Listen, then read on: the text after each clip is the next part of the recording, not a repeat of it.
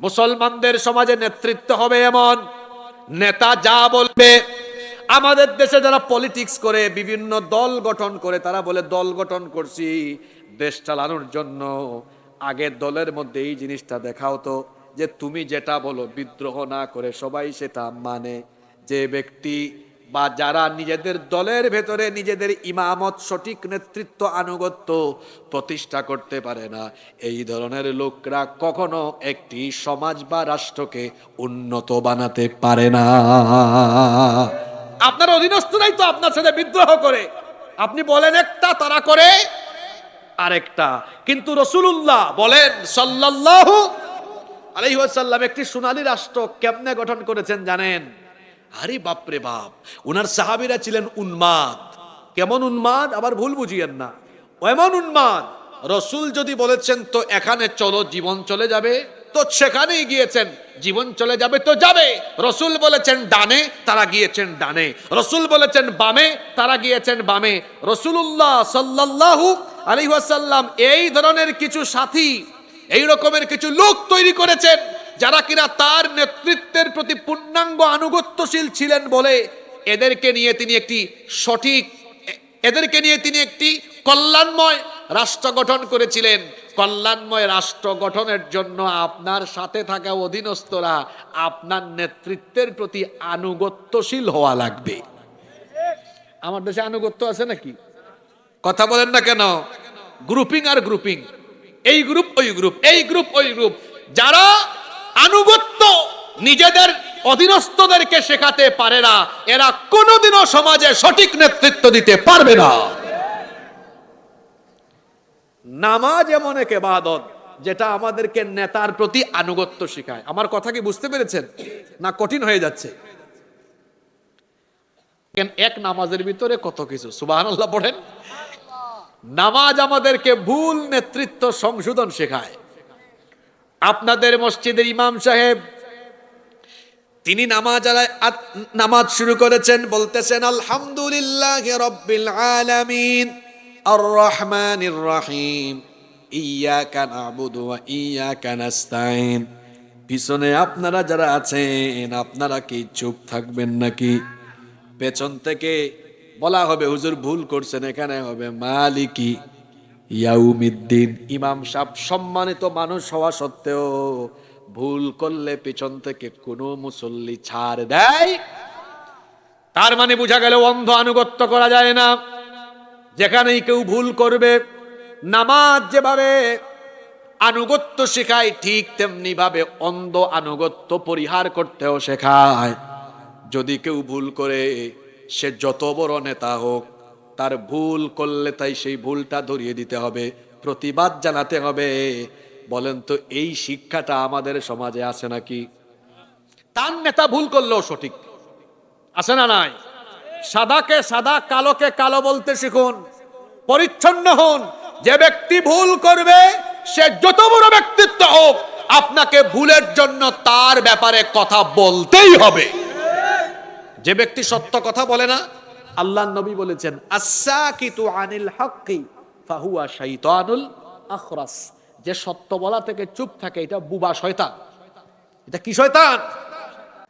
নামাজ আমাদেরকে ভুল নেতৃত্ব পরিবর্তন শেখায়। এর আগের পয়েন্ট বলছি সংশোধন শেখায়, এখন বলতেছি কি শেখায়? পরিবর্তন। কিভাবে পরিবর্তন শেখায়? আপনার ইমাম সাহেব ভুল করতেছে, একবার, দুইবার, তিনবার লুকমা দেওয়ার পরেও শুনে না, আপনি কি তারে সামনে রাখবেন নাকি? জোরে বলেন রাখবেন? একদম পিছনে টেনে নিয়ে আসবেন।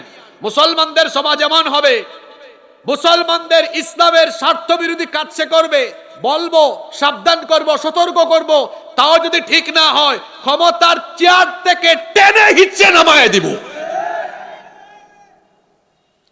মুসলমানরা এমনই হবে, এমনই হবে।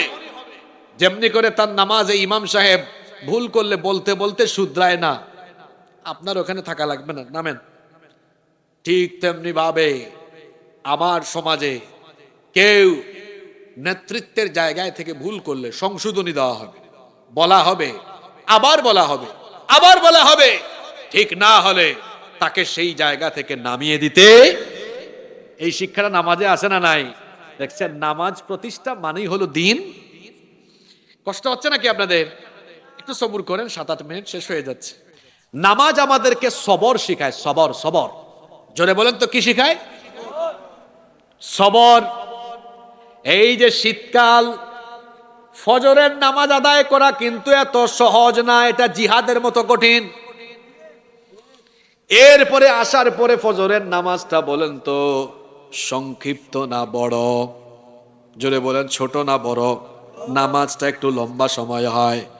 নামাজ শেষ হওয়ার আগ পর্যন্ত মন চাইলেই দৌড় মারতে পারবেন না। এই যে এখানে 2-1 জন মাঝখান দিয়ে উঠে গেছিল, কেউ আমরা আটকাই নাই। কিন্তু বলেন তো ইমাম সাহেব সালাম ফেরানোর আগ পর্যন্ত কারো মন না চাইলে রুকুর মাঝখান থেকে উঠে দৌড় মারতে পারবে নাকি? সালাম ফেরানোর আগ পর্যন্ত দৌড় মারার কোনো সুযোগই। নামাজ আমাদেরকে সবর শেখালো, যাতে করে নামাজের বাইরে আমাদের জীবনের কঠিন মুহূর্তে, আমাদের জীবনের দুঃসময়ে, বালা মুসিবতে আমরা যেন অশান্ত হয়ে না যাই, পেরেশান হয়ে না যাই। আমরা যেন ধৈর্য ধরি, আর ধৈর্য ধরলেই আমাদেরকে যিনি মুসিবত থেকে উদ্ধার করবেন, জোরে বলেন তিনি কে? আমাদের জীবনে বিপদ আপদ, বালা মুসিবত দিয়ে আমাদেরকে পরীক্ষা করা হবে, কিন্তু ধৈর্যশীলরা আল্লাহর তরফ থেকে সুসংবাদ প্রাপ্ত। এজন্য রব্বুল আলামিন কোরআনুল কারীমের 2 নম্বর সূরা সূরাতুল বাকারা এর 155 নম্বর আয়াত থেকে বলছেন, ওয়ালা নাবলুওয়ান্নাকুম বিশাইইম মিনাল খাউফি ওয়াল জুই ওয়া নাকসিম মিনাল আমওয়ালি ওয়াল আনফুসি ওয়াস সামারাত। অবশ্যই আমি তোমাদেরকে ভয়, ক্ষুধা, সম্পদ, জীবন এবং ফসলের ক্ষয়ক্ষতি দ্বারা পরীক্ষা করব। ওয়াবাশশিরিস সাবিরিন, এই সকল কঠিন দুঃসময়ে যারা ধৈর্য ধারণ করবে তাদেরকে যিনি সুসংবাদ দিয়েছেন, জোরে বলেন তিনি কে? এজন্য বিপদ আপদে হতাশ হওয়া যাবে না, পেরেশান হওয়া যাবে না, ধৈর্য ধরতে হবে, সবর করতে হবে। ইন্নামা ইউওয়াফাউনা, আল্লাহ বলেছেন অন্য আয়াতে, ইন্নামাস সাবিরুন, নিশ্চয়ই যারা ধৈর্য ধারণ করে, ইন্নামা ইউওয়াফাস সাবিরুনা বিগাইরি হিসাব, সবরকারীদেরকে বিনা হিসাবে যিনি প্রতিদান দান করেন। গলার আওয়াজ বড় করে বলেন তিনি কে? নামাজ আমাদেরকে জীবনের ভুলগুলো সংশোধনের শিক্ষা দেয়। আচ্ছা, নামাজে যদি ভুল হয়ে যায়, তাহলে এই নামাজকে সংশোধনের জন্য একটা পদ্ধতি আছে না? কি সাজদা? জোরে বলেন, কি সাজদা? এখানে একটা শিক্ষা আছে। নামাজ ভুল হয়ে গিয়েছে, আল্লাহ একটা সিস্টেম দিয়ে রেখেছেন, সাহু সাজদা দাও, নামাজটা সঠিক হয়ে যাবে। আমাদের জীবনেও ভুল হয়, পাপ হয়, গুনাহ হয়, কিন্তু পাপ আর গুনাহ হলেও আমরা যেন নিরাশ না হই, এই জন্য তওবার দরজা খোলা রেখেছেন কে? কি সুন্দর ব্যবস্থা! কেউ যদি শয়তানের ধোঁকায় গুনাহ করে ফেলে, তার জেনে রাখা উচিত আমাদের গুনাহের পরিমাণ যত বেশি, আল্লাহর দয়ার পরিমাণ তার চাইতে আরো বহু গুণে বেশি। এই জন্য কেউ যদি গুনাহ করে, ভুলের জন্য অনুতপ্ত, লজ্জিত হয়ে আল্লাহর দরবারে ক্ষমা চায়, তার সকল ভুল ভ্রান্তি এবং অপরাধগুলোকে যিনি ক্ষমা করে তাকে মাফ করে দিবেন তিনি কে? নামাজ আমাদেরকে নিয়ন্ত্রিত জীবনযাপনের শিক্ষা দেয়। নিয়ন্ত্রিত জীবনযাপন, এটা কেমনে? নামাজে আমরা আমাদের হাত, পা, চক্ষু সহ সকল অঙ্গ প্রত্যঙ্গকে আমরা খুব সুন্দরভাবে নামাজের মধ্যে নিয়ন্ত্রণ রাখি।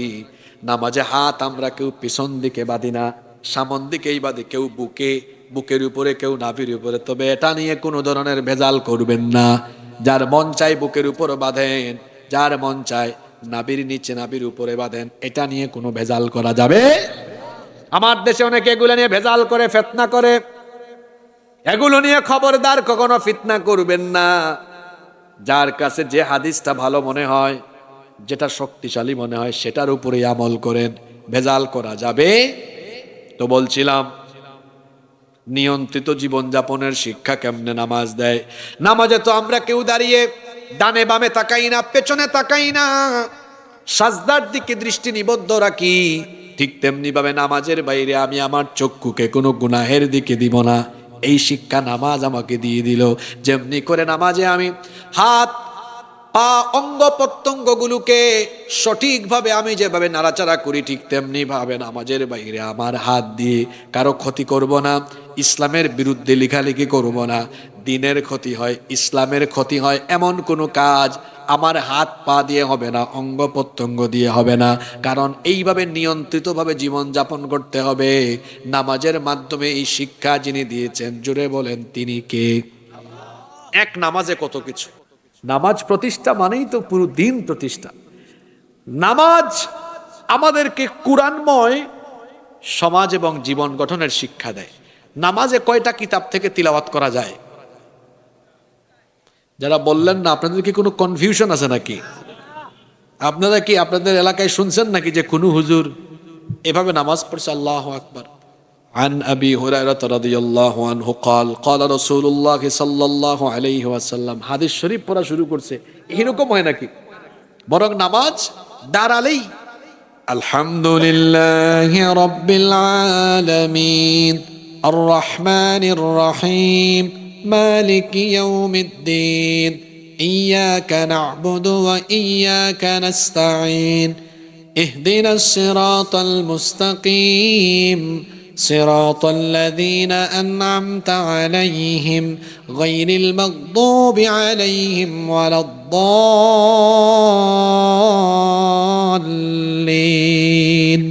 آمين। প্রথম সূরা সূরাতুল ফাতিহা, পরেও যেটা পড়ি ওইটাও কোরআন থেকে পড়ি। তাহলে নামাজে একটা কিতাব থেকেই তেলাওয়াত করতে হয়। সেই কিতাবের নাম কি? কি শিখছেন আপনি এখান থেকে? শিক্ষাটা কি নিছেন?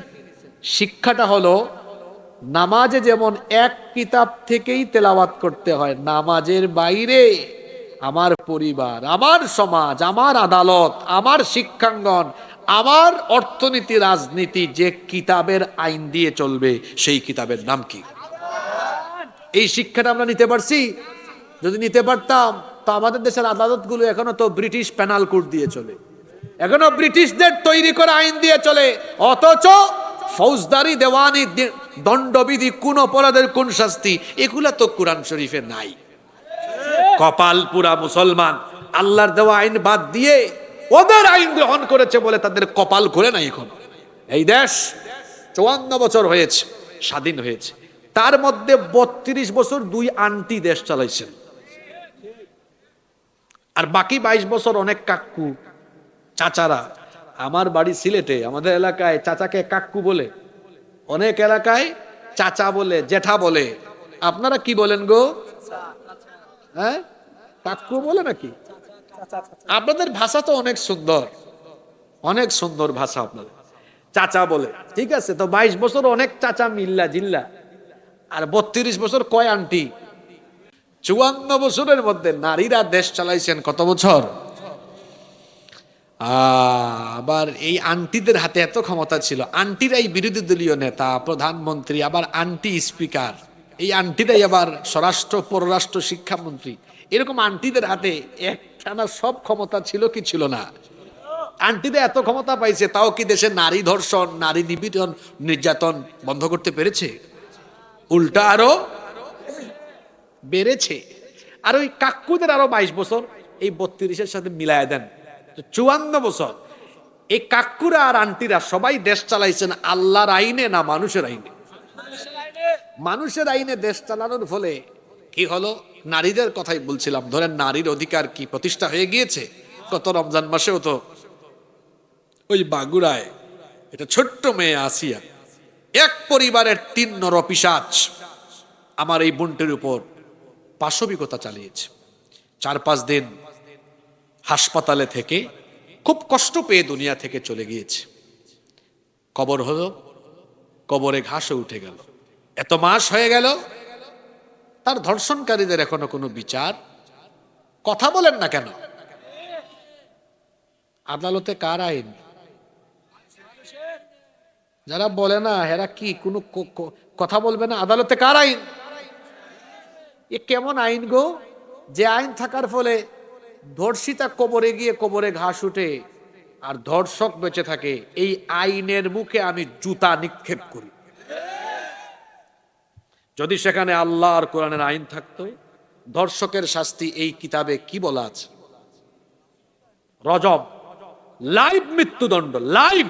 যেভাবে আমার আলোচনা এখানে কয়েকটা এই মিডিয়াতে লাইভ টেলিকাস্ট করছে, রাজশাহীতে এইরকম কোন লুচ্চা বদমাইশ চরিত্রহীন লম্পট এমন কাজ করলে মিডিয়া এটা লাইভ দেখাবে। মানুষ ওয়ালিয়াশহাদ আযাবাহুমা তাইফাতুম মিনাল মুমিনিন, আল্লাহ বলেছেন এই শাস্তি কিছু মানুষ প্রত্যক্ষ করবে সরাসরি। আপনারা বলেন তো, আসিয়ার দর্শকদেরকে একদম ঢাকাতে মানুষের চোখের সামনে রজম বা মৃত্যুদণ্ড দিলে, আর এগুলো মিডিয়াতে দেখালে, দেশে বাদ বাকি যত চরিত্রহীন আছে এরা কি আর এরকম থাকবে নাকি?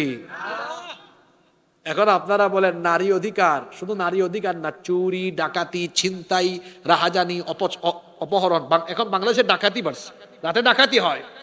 একজন ডাকাতের বিচার আগামীকাল কোরআন দিয়ে করে দেখেন, সারা দেশে ডাকাতি এক যুগে বন্ধ হয়ে যাবে। চুরি ডাকাতি ছিনতাই অপহরণ, অধিকার হারা মানুষের অধিকার প্রতিষ্ঠা করতে চাইলে নামাজ যে শিক্ষা আপনাকে দিল, নামাজে যেভাবে কোরআন থেকেই পড়তে হয়, তেমনি নামাজের বাইরে আল্লাহর বিধানের আইনকে গ্রহণ করেন। মানুষের তৈরি করা আইন 54 বছর ধরে এই দেশে চলে, আমাদের কোনো উপকার হয় নাই, উন্নতি হয় নাই, অবনতি হয়েছে। চুরি ডাকাতি কমে নাই, বেড়েছে। সুতরাং যদি দেশকে একটি আলোকিত কল্যাণ রাষ্ট্র হিসেবে পেতে চাই, যুবক তরুণ বাবারা চাচারা মায়েরা বোনেরা, মানুষের তৈরি করা আইনকে লাথি দিয়ে বঙ্গোপসাগরে ফেলে দিয়ে আল্লাহর কোরআনের আইনকে পার্লামেন্ট পর্যন্ত নিয়ে যেতে হবে। এটাই হলো আজকের আলোচনার শেষ কথা। নামাজ প্রতিষ্ঠা মানেই হলো দিন পুরাপুরি প্রতিষ্ঠা, দিন পুরাপুরি। তাহলে নামাজ প্রতিষ্ঠার উপরে আজকে কয়টা পয়েন্ট বললাম? কেউ কি নোট করছেন নাকি? মুখস্থ করছেন? কেউ মুখস্থ করে নাই, কয়েকজন নোট করছে, মাশাআল্লাহ। আল্লাহ তাআলা এই কথাগুলোর উপরে আমাদেরকে আমল করার তৌফিক দান করেন। সর্বশেষ কথা হলো, আল্লাহর ওয়াস্তে দয়া করে নামাজ ছাড়বেন না, কারণ যার মধ্যে নামাজ নাই তার মধ্যে ঈমানই। ফজরের নামাজটা জামাতে আদায় করুন ইনশাআল্লাহ।